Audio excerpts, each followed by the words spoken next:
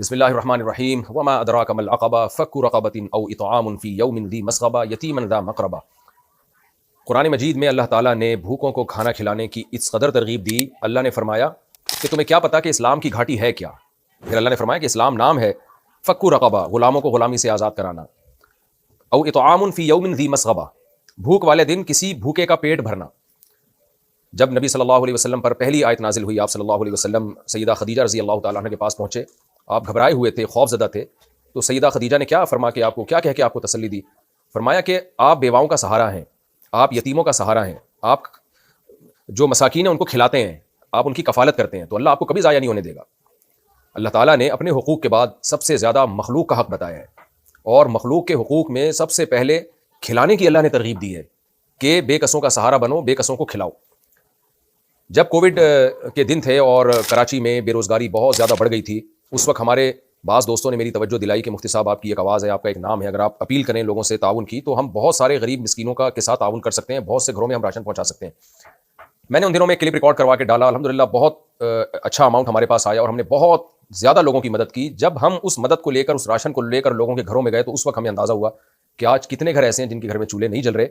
ایسے لوگ بھی جن کے گھر میں راشن پہنچتا تھا وہ رو پڑتے تھے اور کہتے تھے ہم نے بہت دنوں سے ہم نے آٹے کی شکل نہیں دیکھی ہے۔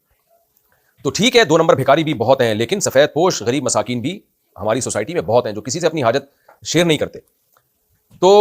لیکن چونکہ میرا اس وقت کوئی باقاعدہ کوئی فاؤنڈیشن نہیں تھی، کوئی ٹرسٹ نہیں تھا، کوئی چیریٹی اکاؤنٹ نہیں تھا، تو ہم نے پھر اعلان کیا بھائی آپ مزید کوئی ہمارے ساتھ تعاون نہ کریں، کیونکہ یہ ظاہر ہے لیگل وے میں کام، گورنمنٹ آپ کو لیگل وے میں جب آپ کام کریں گے تو اجازت دیتی ہے، اور اس طرح اپنے پرسنل اکاؤنٹ میں لوگوں سے پیسے منگوا کے تقسیم کرنا، اور میرے پاس کوئی ٹیم بھی نہیں تھی تو میں نے وہ کام رکوا دیا۔ لیکن اس وقت سے ذہن میں خلش تھی بھائی یہ کام ہمیں پراپر وے میں کرنا چاہیے، جب ہم تعاون کر سکتے ہیں لوگوں کے ساتھ، ان کا سہارا بن سکتے ہیں، تو کیوں نہیں بنے پھر ہم۔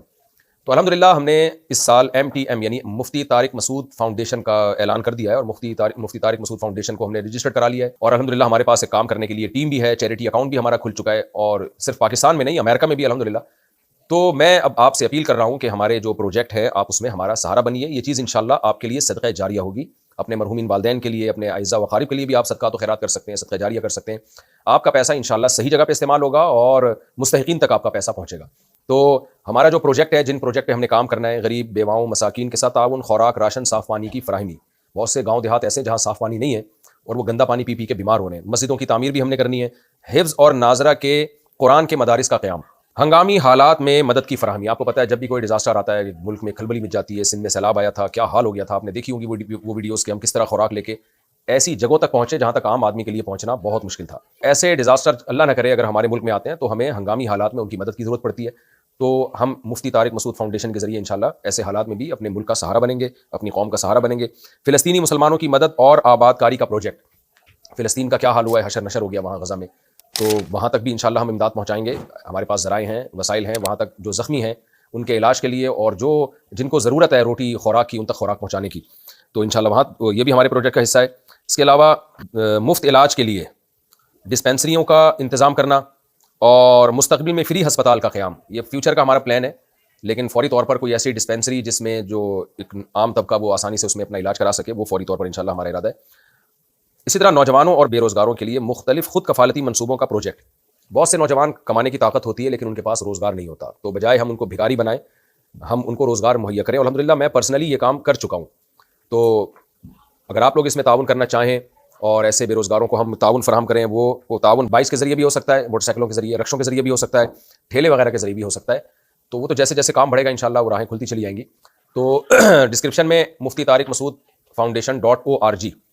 اس کا ہم نے لنک بھی دے دیا ہے، یہ جو اس فاؤنڈیشن کی ویب سائٹ ہے، اور اکاؤنٹ نمبر بھی دے دیا ہے، اور USA سے جو لوگ رقم بھیجنا چاہیں گے تو وہ ٹیکس ایگزمپشن ہوگی، ان کا ٹیکس نہیں کٹے گا۔ ڈونیشن کے بارے میں اگر آپ واٹس ایپ پہ رابطہ کرنا چاہیں تو USA کا واٹس ایپ نمبر ہے +13 466903363،